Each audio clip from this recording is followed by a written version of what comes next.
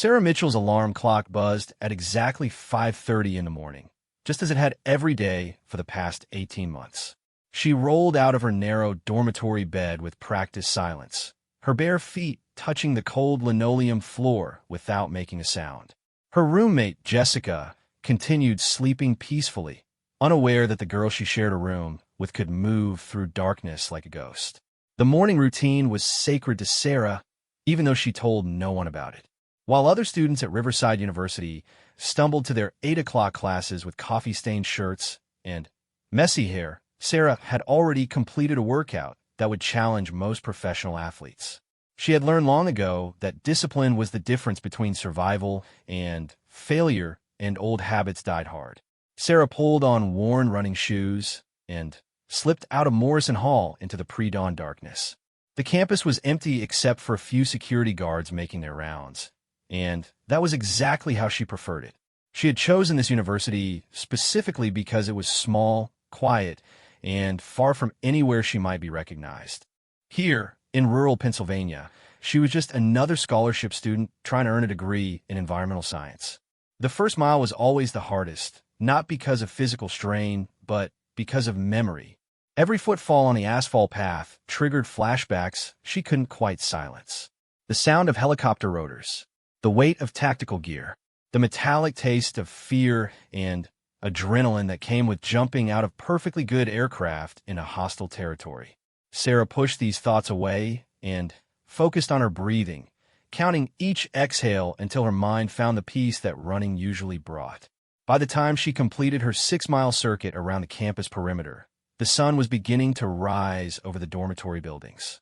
Sarah slowed to a walk as she approached Morrison Hall, deliberately hunching her shoulders and shuffling her feet. The transformation was subtle but complete. The confident warrior who had just run 6 miles in under 40 minutes disappeared, replaced by a timid young woman who seemed to apologize for taking up space. This performance had become second nature. Sarah had spent 2 years perfecting the art of being invisible. She wore oversized clothes that hid her athletic build, kept her dark hair long and unkempt, and trained herself to speak softly with downcast eyes. Most importantly, she had learned to respond to aggression with apparent fear rather than the lethal reflexes that had been drilled into her during 8 years of military service. The deception served a purpose beyond simple camouflage. Sarah was hiding from more than just her past. She was hiding from herself. Every day, spent pretending to be weak, was another day she could convince herself that the person she used to be no longer existed. Every moment of manufactured vulnerability was proof that she had successfully buried the soldier who had done things she preferred not to remember. But some things couldn't be buried forever, and some people had a talent for digging up what others wanted to keep hidden. Sarah's first class was Introduction to Biology, taught by Professor Martinez in a lecture hall that smelled of disinfectant and teenage anxiety. She always sat in the back corner, notebook open, pen ready, looking like the perfect, eager student. What her classmates couldn't see was that she had memorized every exit in the room, identified potential weapons within arm's reach, and unconsciously mapped the fastest route to cover if someone opened fire. These mental calculations happened automatically, a survival mechanism so deeply ingrained that she couldn't turn it off. In her previous life, situational awareness was the difference between coming home and coming home in a flag-draped box. Now, it was just another reminder of how different she was from the 19-year-olds around her who worried about pop quizzes and weekend parties. "Miss Mitchell," Professor Martinez called out, startling Sarah from her thoughts. "Can you tell us about the role of mitochondria in cellular respiration?" Sarah looked up, meeting the professor's gaze for just a moment before dropping her eyes. "The mitochondria produce ADP through the process of oxidative phosphorylation," she answered quietly. "They're often called the powerhouse of the cell because they generate most of the energy needed for cellular functions." It was a perfectly adequate answer delivered in a perfectly unremarkable way. Professor Martinez nodded and moved on to another student, probably already forgetting that Sarah had spoken at all. This was exactly what she wanted, to be competent but forgettable, smart but not threatening, present but invisible. After class, Sarah gathered her books slowly, waiting for the lecture hall to empty before making her way to the door. She had learned that lingering a few minutes behind her classmates helped her avoid unwanted social interaction. Most students were too busy rushing to their next class or checking their phones to notice the quiet girl who seemed to exist in the background of their lives. But today was different. As Sarah reached the hallway, she found her path blocked by three figures who had been waiting for her. Trevor Hamilton stood in the center, his perfectly styled blonde hair and expensive clothes marking him as one of the university's elite students. His father was a prominent businessman who had donated enough money to get his son accepted despite mediocre grades, and Trevor had spent his 2 years at Riverside making sure everyone knew it. Flanking Trevor were his constant companions. Marcus Webb, a thick-necked football player whose academic career had been saved by generous curves and sympathetic professors, and Dylan Cross, whose wealthy parents had bought him everything except a personality. Together, they formed the kind of entitled clique that every university seemed to harbor, young men who had never faced real consequences and believed the world owed them whatever they wanted. Well, Trevor said, his voice dripping with mock surprise. Look who finally decided to show her face in public. How was class, scholarship girl? Sarah kept her eyes down and tried to step around them, but Marcus moved to block her path. She could smell his cologne and the lingering scent of alcohol from whatever party he had attended the night before. "Excuse me," she said softly, clutching her books against her chest like a shield. "Excuse you." Dylan laughed. "I don't think we're done talking yet." This was familiar territory for Sarah, though not in the way her tormentors might expect. She had dealt with bullies before, but they had worn enemy uniforms and carried automatic weapons. These boys with their pressed shirts and trust funds were a different kind of threat, the kind that came wrapped in privilege and protected by institutional indifference. The harassment had started small, as these things usually did. At first, it was just snide comments about her clothes or her scholarship status. Then, it escalated to accidental bumps in the hallway, stolen books, and nasty notes slipped under her door. Or friends, or any reason for anyone to care whether you live or die. The last comment hit closer to home than Sarah cared to admit. She had worked hard to isolate herself, but sometimes the loneliness felt like a weight on her chest that threatened to crush her. She missed the camaraderie of her military unit, the sense of belonging to something larger than herself, the knowledge that people would risk their lives to save hers, and that she would do the same for them. "Please," Sarah whispered. "I just want to go to my next class." "What's that?" Marcus cupped his ear theatrically. "Speak up, Mouse. We can't hear you when you mumble like that." Sarah felt a familiar heat building in her chest, the same sensation she used to get before a mission when adrenaline and training combined to create a state of perfect clarity. Her muscle memory was awakening, reminding her of a dozen ways she could end this confrontation in seconds. She could drop Marcus with a throat strike, use Dylan's momentum against him to send him sprawling, and have Trevor unconscious before he realized what was happening. Instead, she took a deep breath and forced herself to remain still. These weren't enemy combatants. They were just stupid kids who didn't know any better. Using her training against them would be like bringing a flamethrower to a water balloon fight. More importantly, it would shatter the carefully constructed identity she had built to hide from her past. "I said, please let me go to class," Sarah repeated, slightly louder this time. Trevor stepped closer, close enough that she could feel his breath on her face. "You know what I think? I think you need to learn some respect. Maybe if you asked nicely, really nicely, we might consider letting you pass." This was the moment Sarah would remember later, when everything went wrong. This was when she should have recognized the escalation, should have understood that these boys had moved beyond simple bullying into something more dangerous. But she was so focused on maintaining her disguise that she missed the signs her training would have caught immediately. "Please," Sarah said again, hating how small her voice sounded. "Please let me go to class." Trevor smiled, but it was the kind of smile a shark might wear before attacking. "That's better, but I don't think you mean it yet. Do you, boys?" Marcus and Dylan shook their heads in mock solemnity. "Definitely not sincere enough," Dylan agreed. "Maybe she needs some motivation," Marcus suggested. Sarah felt the situation spinning out of control, but she was trapped by her own deception. If she fought back now, if she showed even a hint of her real capabilities, questions would follow. And questions led to investigations, which led to discovery, which led to the exposure of secrets she had killed to protect. So she stood there, playing the part of a helpless victim while three privileged bullies planned whatever humiliation they had in mind. She told herself it was just words, that she could endure anything they threw at her as long as they never learned the truth about who she really was. But Sarah Mitchell had forgotten something important about predators. They don't stop when they find easy prey. They escalate until someone makes them stop. And sometimes that someone has to be the prey itself. The confrontation in the hallway lasted another 5 minutes, with Trevor and his friends taking turns suggesting increasingly creative ways Sarah could show proper respect.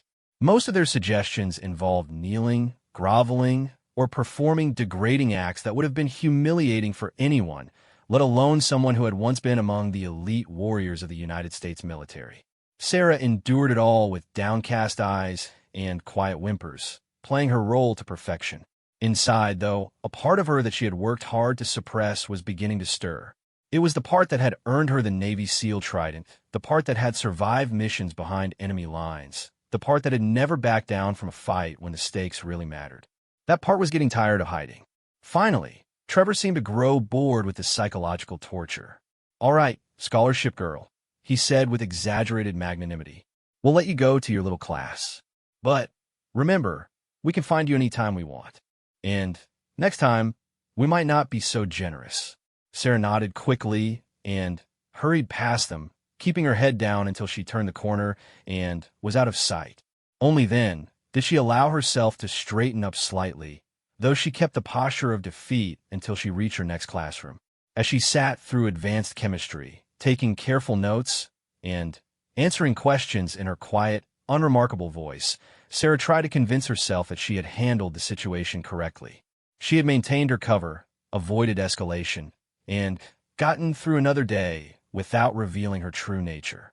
This was what success looked like in her new life. Small victories measured in moments of invisibility. But deep down, she knew something had changed. Trevor and his friends had crossed a line today, moving from casual cruelty to something more systematic and personal. They were no longer just amusing themselves at her expense. They were hunting her. And Sarah Mitchell knew better than most what happened when predators got bold. The attacks escalated over the following weeks with the methodical precision of a military campaign. Trevor Hamilton had apparently decided that Sarah Mitchell represented some kind of personal challenge, and he approached her destruction with the same entitled determination that had carried him through 2 years of unearned academic success. It started with small things designed to chip away at her already fragile social standing. Her textbooks would disappear from the library, only to be found days later in trash cans across campus. Someone repeatedly called her dorm room at 3 in the morning, hanging up when she answered. Her laundry was stolen from the dormitory washing machines, leaving her with an increasingly limited wardrobe that made her look even more desperate and poor. Sarah endured each attack with practiced stoicism, treating them like particularly annoying training exercises. In her previous life, she had survived weeks in hostile territory with minimal supplies, while enemy forces actively hunted her. Compared to that, missing textbooks and prank phone calls were barely inconveniences. But she was beginning to understand that Trevor's campaign wasn't really about her at all.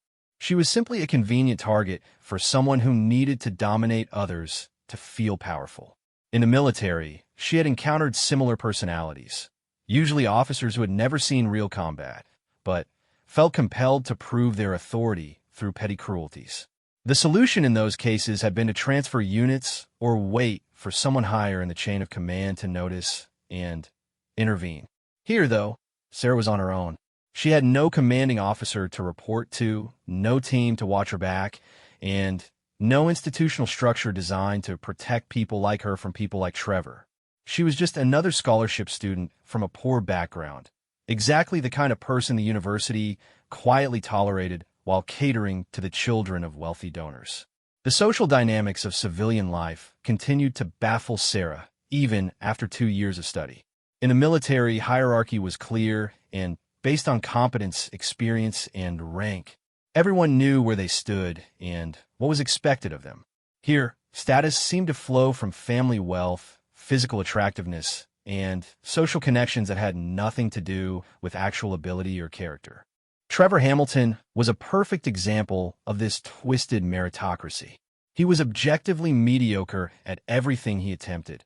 His grades were barely passing despite expensive tutors. His athletic abilities were limited to recreational sports with his friends, and his personality combined arrogance with ignorance in ways that should have made him a social pariah.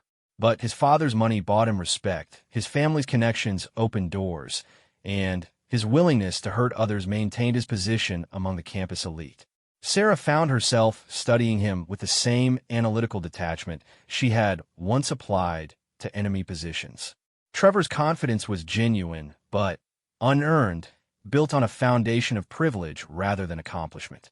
He had never been truly challenged, never faced real consequences, and never had to question whether he deserved the advantages life had handed him. This made him both dangerous and predictable. Dangerous because he felt entitled to hurt others. Predictable because he had no experience with actual resistance. The realization troubled Sarah more than she cared to admit. She was thinking like a soldier again, analyzing threats and planning responses. This was exactly the mindset she had come to university to escape, but Trevor's relentless attacks were awakening instincts she had worked hard to suppress. The turning point came on a Thursday evening in late October. Sarah was returning from the library after a long study session, her arms full of books and her mind focused on an upcoming exam in organic chemistry. The campus was mostly empty. Most students were either at dinner or preparing for weekend parties. So she was surprised to encounter Trevor and his friends near the entrance to Morrison Hall. "Well, look what the cat dragged in," Trevor called out as she approached. "Working hard, scholarship girl, trying to keep up with your betters." Sarah kept walking, hoping to slip past them into the dormitory, but Marcus stepped into her path. "Whoa there," he said with mock concern. "No need to be rude. Trevor's talking to you." "I have studying to do," Sarah said quietly, clutching her books tighter. "Studying?" Dylan laughed. "It's Thursday night. Don't you know how to have fun?" Sarah tried to move around them, but they had positioned themselves to block all her escape routes. This was basic tactics: control the terrain, limit the enemy's options, force them into a position where resistance becomes futile. The fact that she recognized the strategy, while her tormentors probably didn't even realize they were using it, would have been amusing under different circumstances. "You know what I think?" Trevor said, circling her slowly. "I think you're antisocial. I think you look down on the rest of us.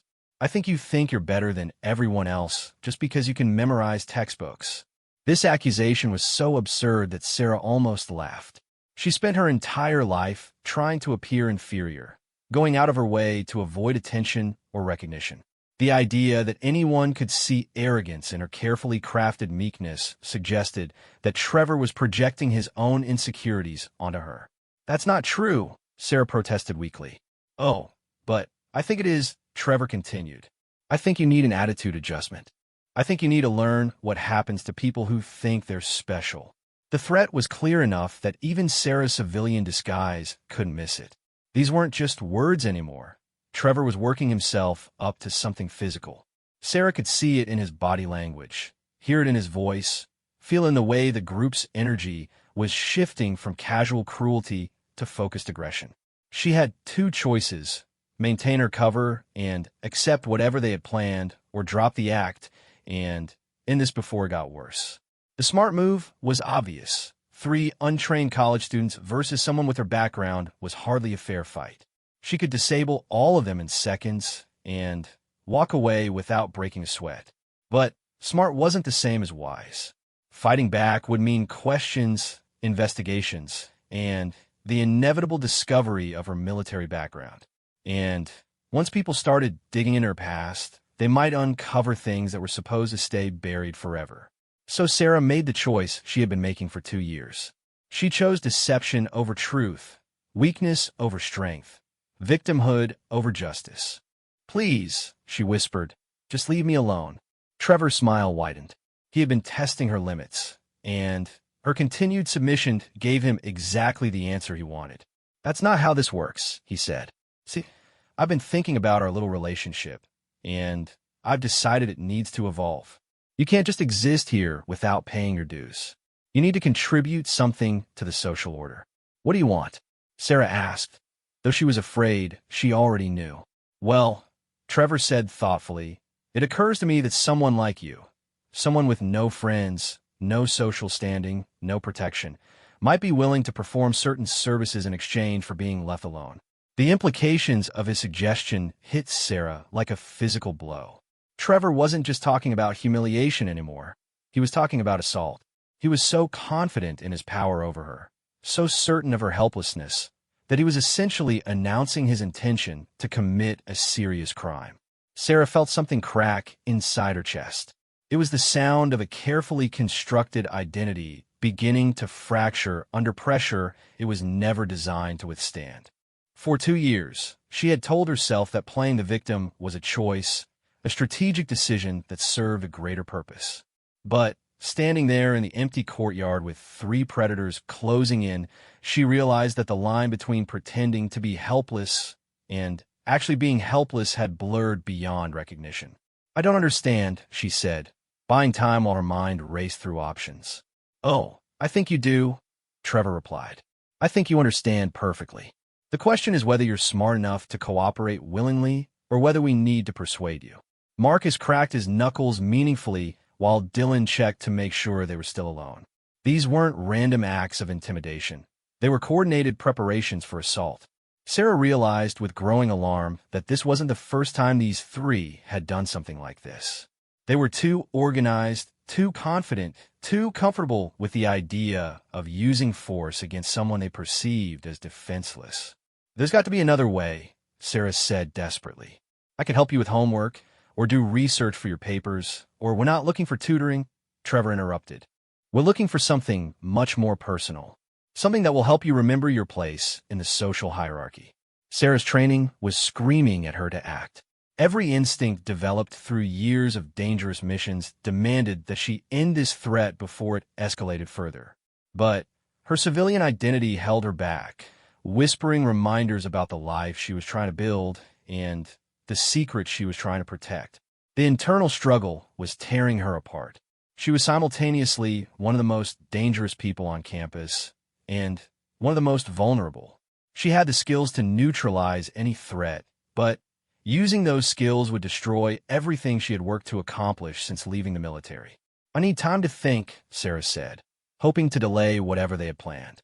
Trevor shook his head. "Time's up, scholarship girl. You've had months to figure this out on your own. Now we're going to help you understand how things work around here."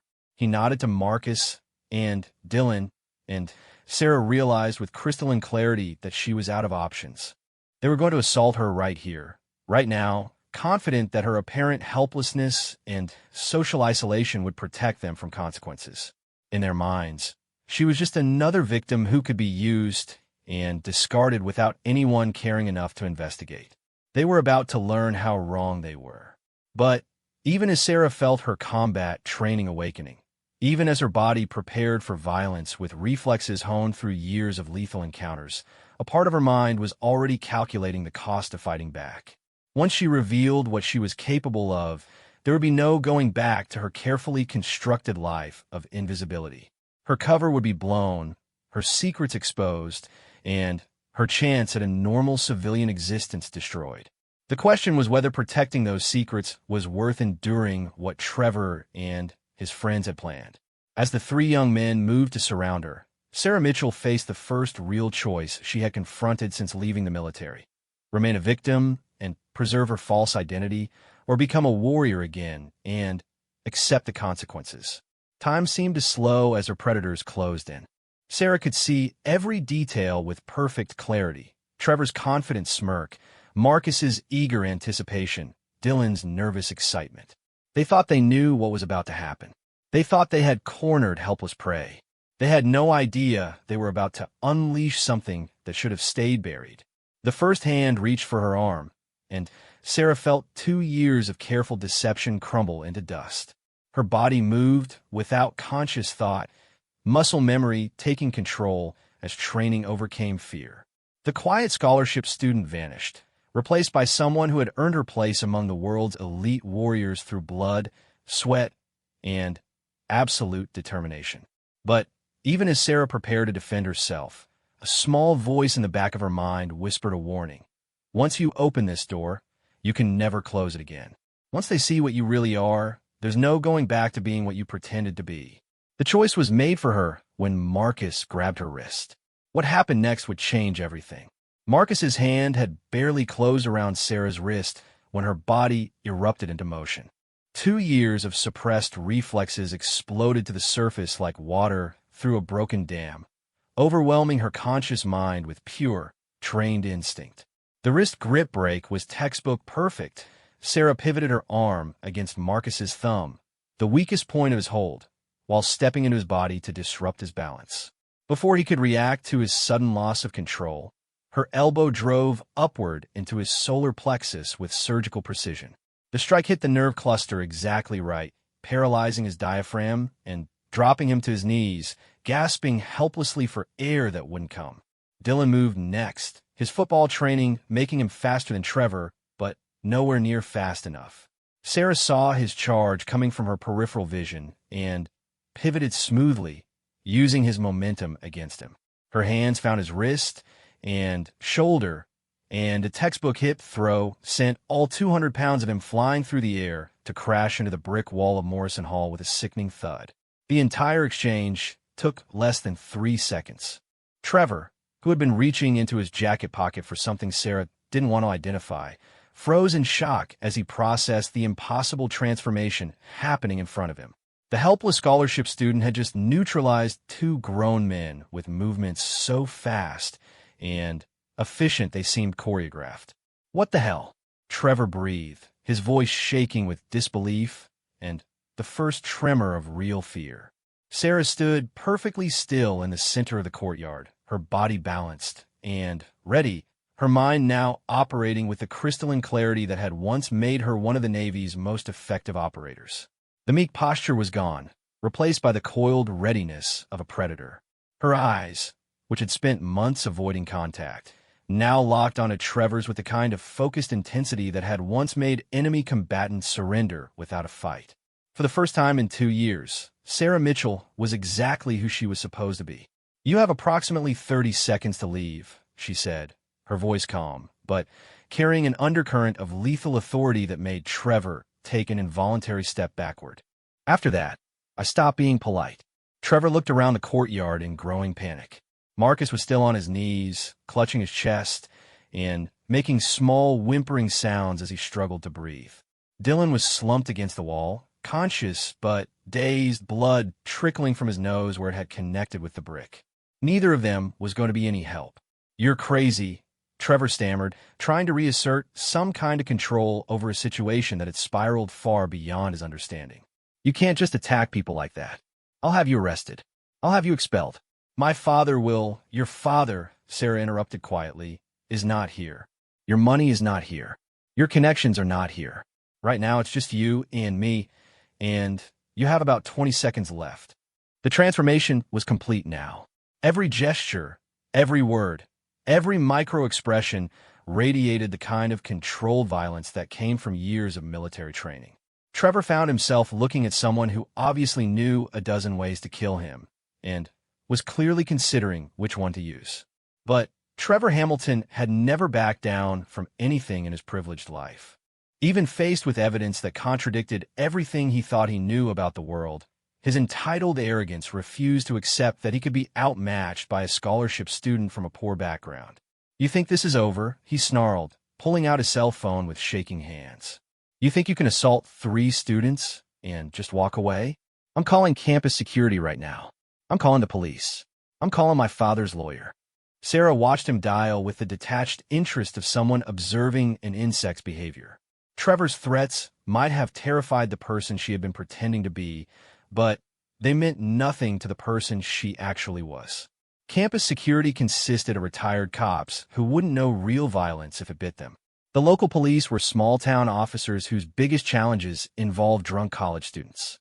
And lawyers, no matter how expensive, couldn't change the fact that 3 men had attempted to assault a woman who turned out to be capable of defending herself. "Go ahead," Sarah said simply. "Make your calls. File your reports. Tell everyone what happened here tonight." Something in her tone made Trevor hesitate. There was no fear in her voice, no concern about consequences. If anything, she sounded almost eager for him to follow through on his threats. "You don't understand," Trevor said, though his voice lacked its earlier confidence. "People will believe me over you. I have witnesses. I have credibility. You're nobody." "That's true," Sarah agreed. "I'm nobody. I'm a quiet scholarship student with no friends, no connections, and no reason for anyone to care what happens to me. Which means I have nothing left to lose." The implication hung in the air between them like a drawn blade. Trevor was beginning to realize that his usual tactics, intimidation, social pressure, institutional protection, were useless against someone who had already given up everything that could be taken away. "What are you?" he whispered. It was the first intelligent question he had asked all evening. Sarah considered how to answer, weighing the satisfaction of revealing the truth against the necessity of maintaining her cover. Even now, even after everything that had happened, part of her hoped to salvage some version of her civilian identity. "I'm someone who survived things you can't imagine," she said finally. "I'm someone who gave up a life of violence to try to build something better. And I'm someone you should never have cornered in the first place." Marcus had finally managed to get to his feet, though he was still breathing heavily and looked pale in the courtyard's dim lighting. Dylan was upright too, leaning against the wall and gingerly touching his injured nose. Both of them stared at Sarah with the kind of shell-shocked expression she had seen on the faces of civilians who had witnessed combat for the first time. "This isn't over," Trevor said, but the words sounded hollow. He was trying to maintain his facade of control, but everyone present could see that the power dynamic had shifted permanently. The predator had become prey, and prey animals didn't issue credible threats to apex predators. "Yes," Sarah said quietly, "it is." She turned and walked toward the dormitory entrance, moving with the fluid grace of someone who had trained her body to be a weapon. Behind her, she could hear Trevor's urgent whisper as he tried to rally his friends, but the words were meaningless noise. Whatever hold he had exercised over her through fear and intimidation had been shattered the moment she revealed her true nature. But even as Sarah climbed the stairs to her dormitory room, even as she felt the satisfaction of finally standing up to her tormentors, she knew the victory was temporary. Trevor Hamilton was not the kind of person who accepted defeat gracefully. He would regroup, plan, and find a way to strike back. And when he did, he would bring more resources to bear than 3 drunk college students in a courtyard. Sarah had won this battle, but the war was just beginning. Her hands were shaking slightly as she unlocked her dorm room door, not from fear, but from the adrenaline crash that followed combat. It had been 2 years since she had been forced to use her training in a real situation, and her body was remembering how good it felt to stop pretending to be helpless. Jessica was already asleep, oblivious to the drama that had just unfolded in the courtyard below. Sarah changed into her pajamas quietly, going through the motions of her normal evening routine while her mind raced through the implications of what had just happened. Her cover was blown. There was no way 3 witnesses could keep quiet about what they had seen, especially when one of those witnesses was Trevor Hamilton. By tomorrow morning, rumors would be spreading across campus about the scholarship student who had somehow turned into a trained fighter when cornered. Questions would follow, questions about her background, her training, her past. Sarah sat on the edge of her narrow bed and stared out the window at the campus below. For 2 years, she had convinced herself that she could leave her old life behind, that she could become someone normal and peaceful and anonymous. Tonight had proven how naive that dream really was. You could take the warrior out of the war, but you couldn't take the war out of the warrior. The person she had been in the military, Lieutenant Sarah Mitchell, Navy SEAL, survivor of classified missions in places that officially didn't exist, was still there beneath the surface. The skills were still sharp, the instincts still accurate, the willingness to use violence still present when circumstances demanded it. But there was something else Sarah had forgotten during her 2 years of playing victim. Violence was addictive. The clarity it brought, the simplicity of threat and response, the purity of survival stripped of moral complexity. It was intoxicating in a way that civilian life could never match. Standing in that courtyard, watching fear replace arrogance in Trevor's eyes, Sarah had felt more alive than she had in months. For a few precious minutes, she had been exactly who she was meant to be instead of who she was pretending to be. That realization terrified her more than any threat Trevor could make. Sarah pulled out her laptop and began researching transfer procedures for other universities. If her cover was blown here, she would need to disappear again, find another school where she could build another identity. It would mean starting over from scratch, losing 2 years of academic progress, but it was better than having her real background exposed. But even as she browsed websites for distant colleges, Sarah knew she was kidding herself. Trevor Hamilton was not going to let this go, and running away would only confirm his suspicions that she had something to hide. Whatever came next, she was going to have to face it here. The irony was bitter. She had come to university to escape violence, only to discover that violence had followed her. She had tried to bury her past, only to have it claw its way to the surface the moment she was truly threatened. She had wanted to be normal, but normal people didn't neutralize 3 attackers in under 10 seconds. Sarah closed the laptop and lay back on her bed, staring at the ceiling. Tomorrow would bring consequences. She was certain of that. Trevor would make good on his threats to involve authorities, though she doubted he would tell them the complete truth about what had happened. More likely, he would claim to be the victim of an unprovoked assault, conveniently omitting the attempted sexual assault that had triggered her response. The question was how to handle what came next. She could maintain her cover story and hope that 3 traumatized witnesses wouldn't be believed. She could tell the truth and deal with the investigation that would follow. Or she could disappear entirely, abandoning her education and starting over somewhere else. None of the options were good, but Sarah had learned long ago that soldiers rarely got to choose between good and bad. They chose between bad and worse, and they lived with the consequences. As she drifted off to sleep, Sarah's dreams were filled with memories she had spent 2 years trying to forget. Dark missions in darker places. Teammates who hadn't made it home. Secrets that were supposed to stay buried forever. Tomorrow would force her to decide which was more important. The life she was trying to build or the life she was trying to escape. But tonight, for the first time in months, Sarah Mitchell slept without nightmares. Sarah woke at dawn to the sound of heavy footsteps in the hallway outside her dormitory room. The rhythm was wrong, too purposeful, too coordinated for students stumbling to early classes.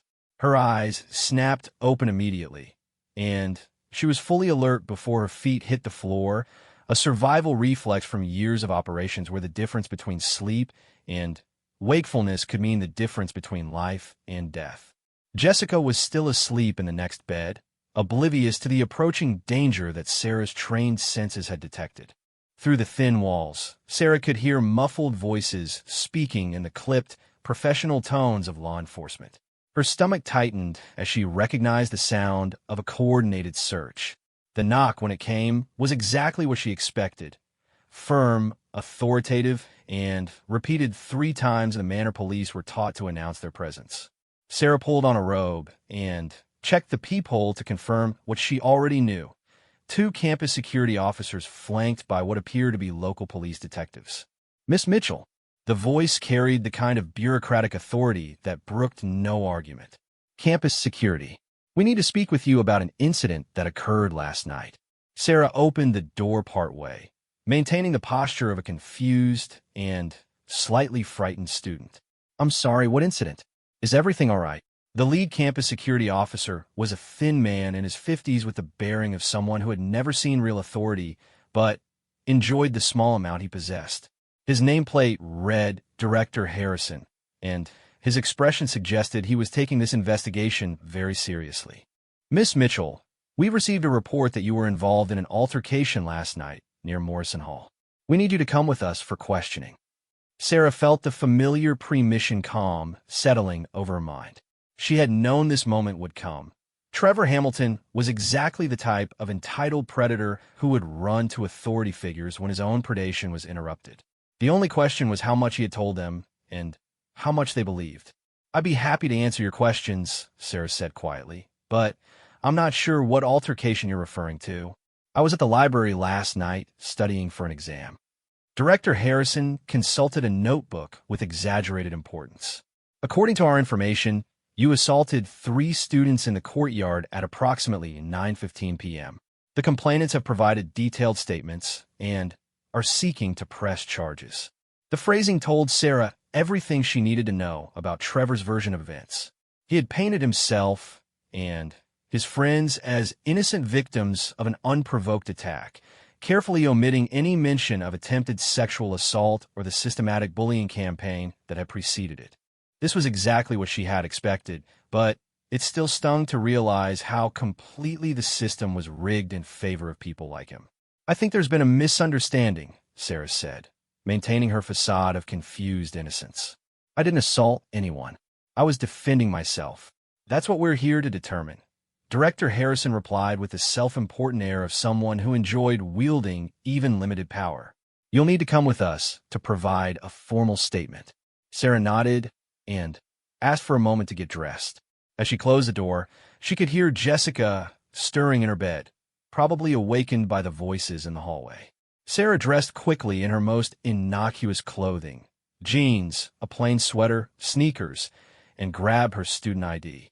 She was careful to look exactly like what she was supposed to be, a frightened scholarship student who had stumbled into something beyond her understanding. The walk across campus to the security office was deliberately public. Director Harrison made sure they took the route that would expose Sarah to the maximum number of witnesses, parading her like a perp walk for the benefit of early rising students and faculty. Sarah recognized the tactic. It was designed to humiliate her and reinforce the narrative that she was the aggressor in last night's encounter. The campus security office was located in the basement of the administration building, a cramped space that smelled of coffee and disappointment. Sarah was led into a small interview room that was clearly designed to intimidate.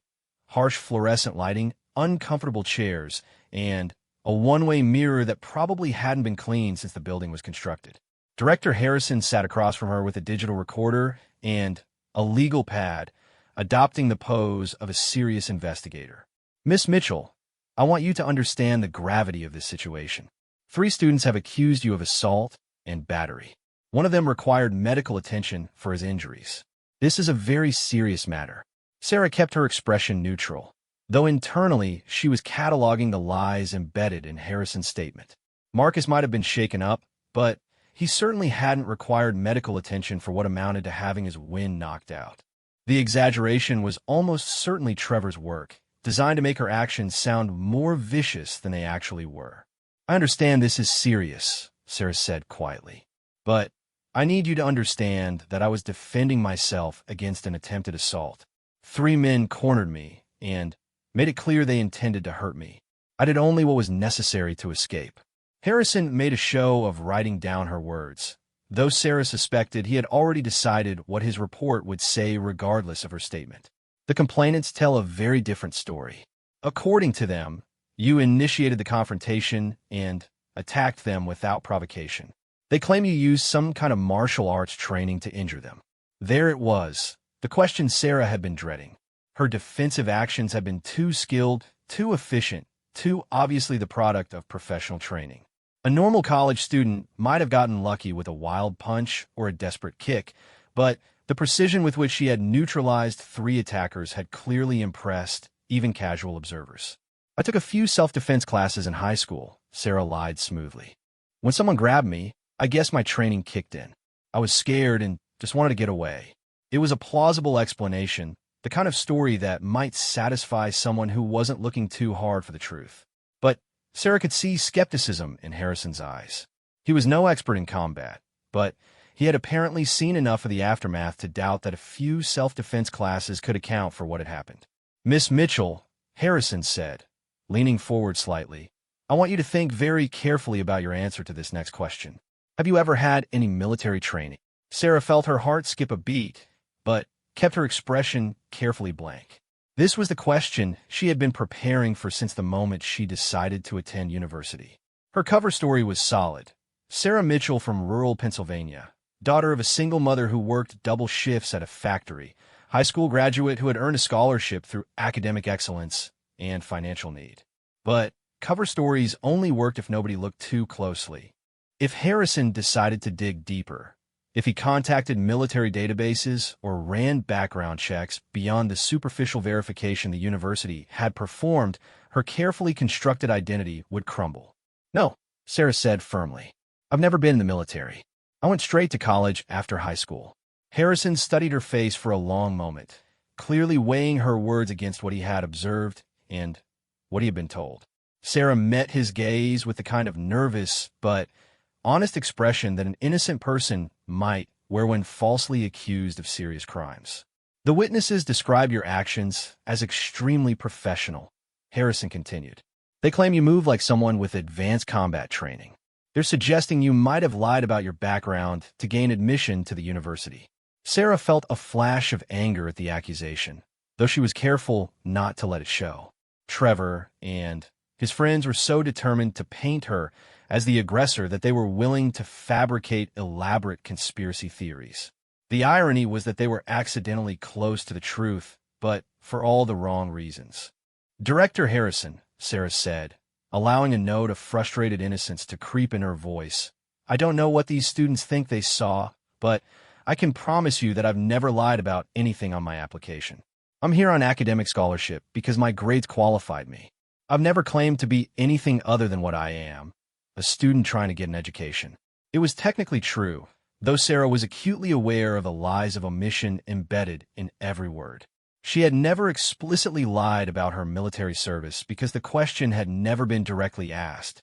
The university's application process focused on academic credentials and extracurricular activities, not detailed employment history for students coming straight from high school. Harrison made more notes, clearly struggling with the disconnect between Sarah's apparent innocence and the evidence of professional-level violence. "Miss Mitchell, I'm going to be direct with you. The story these young men are telling doesn't entirely add up, but neither does your explanation. 3 healthy college students don't get taken down by someone who learned self-defense in high school."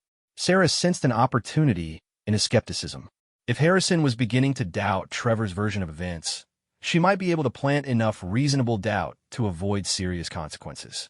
"Sir," Sarah said, letting her voice shake slightly, "I can only tell you what happened. These 3 students have been harassing me for weeks. Last night, they cornered me and made it very clear they intended to assault me. I was terrified. When one of them grabbed me, I just reacted. Maybe adrenaline made me stronger than usual, or maybe they weren't expecting any resistance. All I know is that I did what I had to do to get away from them." It was the kind of statement that would play well in court if things went that far. Sarah had been careful to characterize her actions as desperate self-defense rather than skilled combat, and to paint Trevor's group as the aggressors.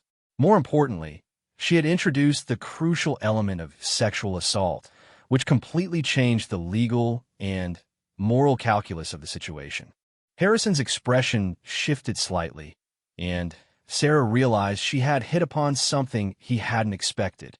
"Miss Mitchell, are you saying these students attempted to sexually assault you?" "They made their intentions very clear," Sarah replied, not quite answering the question directly. "I don't think I need to spell out what 3 men cornering a woman alone at night usually means." The implication hung in the air between them, and Sarah could see Harrison processing the potential ramifications. Sexual assault accusations would turn this from a simple battery case into something much more complex and politically sensitive. The university had spent the past several years dealing with high-profile cases involving privileged students and accusations of sexual misconduct, and administrators were acutely aware of the public relations nightmares such cases could generate. "Did you report this harassment to anyone?" Harrison asked, though his tone had become notably more respectful. "Who would I report it to?" Sarah asked with genuine bitterness. "Trevor Hamilton's father is a major donor to this university. His friends come from important families. I'm nobody, a scholarship student with no connections and no influence. Who's going to believe me over them?" It was a question that cut to the heart of the university's institutional problems, and Harrison clearly knew it. Sarah could see him calculating the political ramifications of a case that pitted the daughter of a major donor against a working-class scholarship student claiming sexual assault. "Miss Mitchell," Harrison said carefully, "these are very serious accusations. If what you're saying is true, then these students committed a serious crime. But I have to tell you that they're claiming you're making this up to justify your actions." "Of course they are," Sarah said with weary resignation. "What else are they going to say? That they were planning to rape me, and I fought back? They're going to claim I'm lying because the alternative is admitting they're predators." The word rape seemed to echo in the small interview room, forcing Harrison to confront the true nature of what had allegedly occurred. Sarah watched him struggle with the implications, knowing that his next decision would determine whether she faced criminal charges or whether Trevor's group would find themselves under investigation. "Miss Mitchell," Harrison said finally, "I'm going to need you to provide a detailed written statement about everything that happened, including the harassment you claim preceded last night's incident.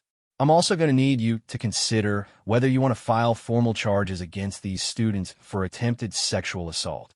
Sarah nodded, recognizing that she had successfully shifted the narrative from her being the perpetrator to her being the victim. It was a small victory, but an important one.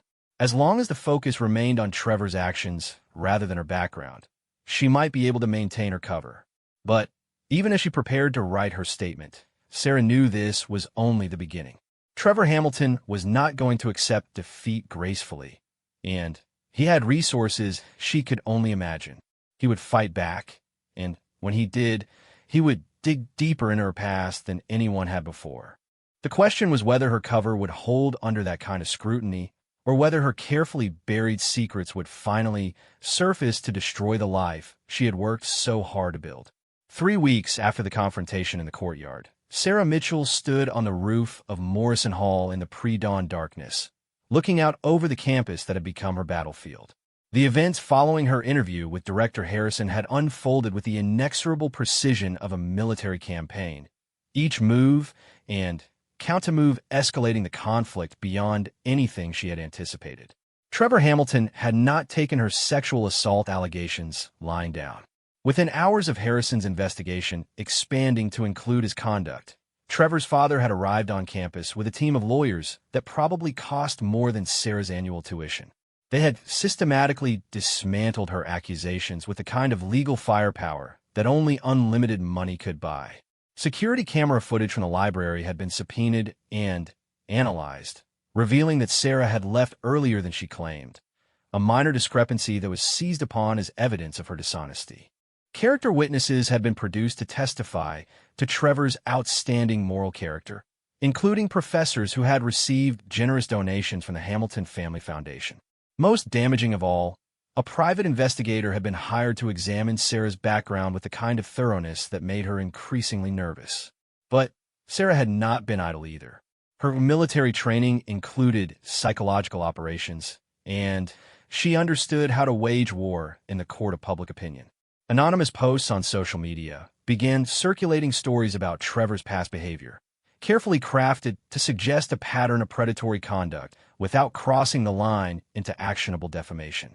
Word began to spread among female students about incidents that had been quietly hushed up, creating a network of whispered warnings about the dangers of being alone with certain privileged males. The battle had escalated beyond the personal grudge between Sarah and Trevor into a larger conflict about power, privilege, and accountability on campus. Student groups had formed to demand better protection for assault victims. Faculty members had begun questioning the university's policies regarding donor influence on disciplinary proceedings. The local media had picked up the story, framing it as a David versus Goliath struggle between a working-class scholarship student and the wealthy elite. Through it all, Sarah had maintained her facade of innocent victimhood while waging a sophisticated campaign of psychological warfare that would have impressed her former commanding officers. She was fighting for more than just her own survival now. She was fighting for every powerless person who had ever been victimized by those who believed their wealth and status made them untouchable. But the cost of victory was becoming clear. The private investigator hired by Trevor's family was getting close to the truth about her identity. Sarah had detected surveillance, recognized the signs of someone digging into records that were supposed to be sealed. It was only a matter of time before her military background was exposed, and, when that happened, her carefully constructed civilian life would be over. The irony was bitter. She had come to university to escape her past, only to discover that hiding from who you were was just another kind of prison. For 2 years, she had lived in fear of discovery, constraining every action and suppressing every instinct to maintain a lie that was slowly destroying her soul. Standing on the roof in the darkness, Sarah finally understood what she had to do. The morning brought news that changed everything. Director Harrison called her into his office with an expression that mixed professional concern with personal confusion.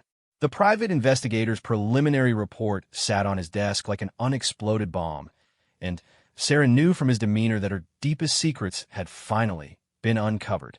"Miss Mitchell," Harrison began carefully, "I've received some information about your background that requires clarification. According to this report, you served 8 years in the United States Navy, including time with Special Operations Units. Is this accurate?" Sarah met his gaze steadily, no longer bothering to maintain the facade of helpless innocence that had protected her for so long. "Yes," she said simply. The single word seemed to echo in the small office, confirming what Harrison had obviously hoped was a mistake. "Miss Mitchell, when you applied to this university, you claimed to be coming directly from high school. You provided no information about military service. This is a serious misrepresentation." "I never lied on my application," Sarah replied calmly. "I answered every question truthfully. The application asked about my academic background and extracurricular activities, not my complete employment history. It was a technical truth, the kind of evasion that lawyers and intelligence officers use to navigate legal and ethical gray areas." Sarah had been extremely careful during the application process to avoid outright lies, while omitting information she preferred to keep private. Harrison consulted the report again, his confusion evident. "According to this, you were discharged from the Navy 2 years ago. The circumstances of your discharge are classified, but the investigator suggests there may have been some kind of incident that resulted in your separation from service." Sarah felt a familiar chill at the mention of her discharge. That was the one aspect of her past that she had hoped would never surface. The one secret that could destroy more than just her civilian life if it became public knowledge. "My discharge was honorable," she said quietly. "The details are classified for national security reasons, not because of any wrongdoing on my part." Harrison looked skeptical, probably wondering what kind of national security issues could surround the discharge of a single service member. Sarah knew he couldn't pursue that line of inquiry very far. Classified information stayed classified, even when curious university administrators wanted answers. "Miss Mitchell," Harrison said finally, "I'm going to ask you directly. Are you the person you claim to be?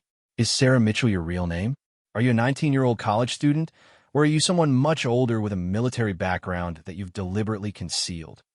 The moment of truth had finally arrived. Sarah could continue the deception, maintain her cover story, and hope that Harrison's investigation wouldn't dig deeper into classified records. Or she could tell the truth and accept the consequences of revelation. Sarah thought about the young woman she had been pretending to be for 2 years. Innocent, helpless, eager to please, and desperate to fit in.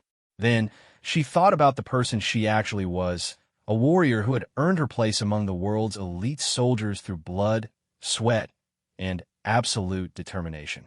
"My name is Lieutenant Sarah Mitchell, United States Navy SEALs, retired," she said with quiet pride. "I am 29 years old.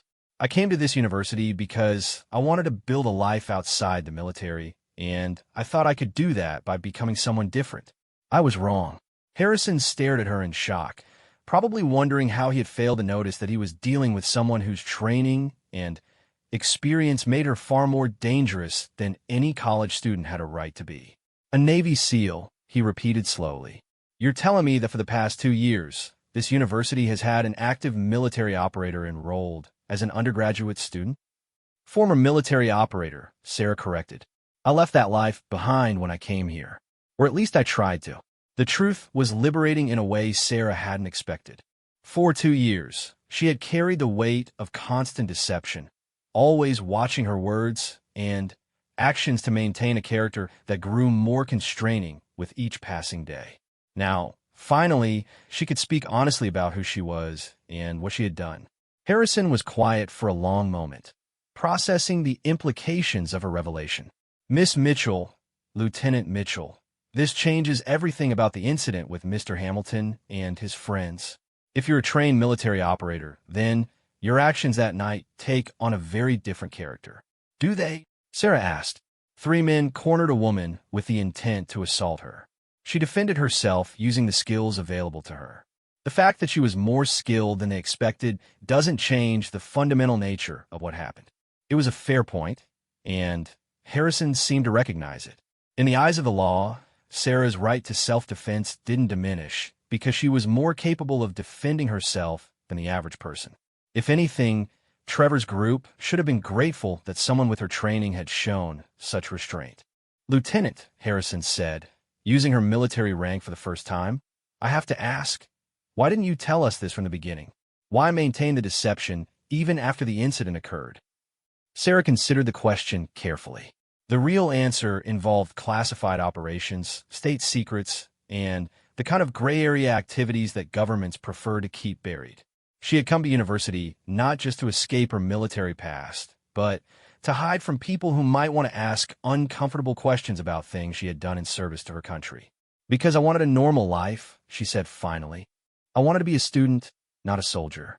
I wanted people to see me as Sarah, the environmental science major, not Lieutenant Mitchell, the Navy SEAL. I thought I could leave that part of myself behind. Harrison nodded slowly, perhaps understanding more than Sarah had expected. And Mr. Hamilton's accusations? The claims that you assaulted them without provocation. Sarah's expression hardened slightly. Trevor Hamilton is a predator who thought he had found easy prey. When his intended victim turned out to be capable of defending herself, he ran to the authorities with a story designed to make himself look like the victim. It's a classic predator response. Attack the character and credibility of anyone who threatens their ability to victimize others. The assessment was delivered with the clinical detachment of someone who had studied enemy psychology as part of her professional training. Harrison seemed to recognize that he was now dealing with someone whose understanding of human behavior came from life and death situations rather than textbook theories. What happens now? Harrison asked. It was a good question. Sarah's cover was blown, her true identity exposed, and her carefully constructed civilian life in ruins. Trevor Hamilton's family would undoubtedly use her deception as ammunition against her, painting her as a dangerous infiltrator who had tricked the university into accepting her under false pretenses. But Sarah Mitchell was tired of running, tired of hiding, and tired of pretending to be someone she wasn't. She had spent 2 years learning that you couldn't escape your true nature by denying it. Violence had found her anyway, and when it did, she had responded with exactly the skills and instincts that made her who she was. Now, Sarah said, standing up with the confident bearing that had been missing from her posture for 2 years, I stop apologizing for who I am. I stop pretending to be helpless when I'm not. And I stop letting privileged predators get away with victimizing people who can't fight back. Harrison looked alarmed at the implication. Lieutenant, I hope you're not planning any kind of retaliation. I'm planning to tell the truth, Sarah interrupted. About Trevor Hamilton, about his friends, about what they've been doing to vulnerable students for years. I'm planning to use everything I learned in the military about psychological operations to make sure people understand exactly what kind of person they're really dealing with. It wasn't a threat of physical violence, but Harrison seemed to understand that there were other kinds of warfare that could be just as devastating. Someone with Sarah's training and experience could wage a campaign of public humiliation and exposure that would destroy Trevor's reputation and social standing more thoroughly than any physical assault. The university will have to take action regarding your misrepresentation during the admissions process, Harrison said reluctantly. Sarah nodded, accepting the inevitable consequences. I understand, but I won't be expelled for defending myself against sexual assault, no matter how skilled my defense happened to be. And I won't let Trevor Hamilton escape accountability just because his family has money and lawyers. She turned to leave, then paused at the door. Director Harrison, You asked what happens now. Here's what happens. For the first time in 2 years, I'm going to be exactly who I am. And if that makes people uncomfortable, that's their problem to solve. Sarah walked out of the campus security office with her head held high, no longer the hunched and timid scholarship student who had entered. Students and faculty members stared as she passed, sensing something different about her bearing, but unable to identify exactly what had changed. By evening, word of her true identity had spread across campus with a speed that only gossip could achieve. Some students were frightened, wondering what kind of dangerous person had been living among them. Others were fascinated, seeing her as a real-life action hero who had been hiding in plain sight. But Sarah found that she didn't care about their reactions anymore. She had spent 2 years living for the approval of people who didn't really know her. Now, finally, she was free to be herself. Not the person she thought others wanted her to be, but the person she actually was. That night, as Sarah stood once again on the roof of Morrison Hall, she felt lighter than she had in years. The weight of constant deception was gone, replaced by the simple honesty of living authentically. She was Lieutenant Sarah Mitchell, Navy SEAL, survivor of classified missions, and guardian of state secrets. She was also Sarah Mitchell, university student, seeker of knowledge, and builder of a better future. For the first time, those two identities weren't in conflict. They were both parts of the same person, a person who was finally ready to stop hiding and start living. The war with Trevor Hamilton wasn't over, but Sarah was no longer fighting it with one hand tied behind her back. She had revealed her true nature, accepted the consequences, and emerged stronger for the honesty. Whatever came next, she would face it as herself, all of herself, for the first time since leaving the military. And that made her more dangerous than Trevor Hamilton could possibly imagine.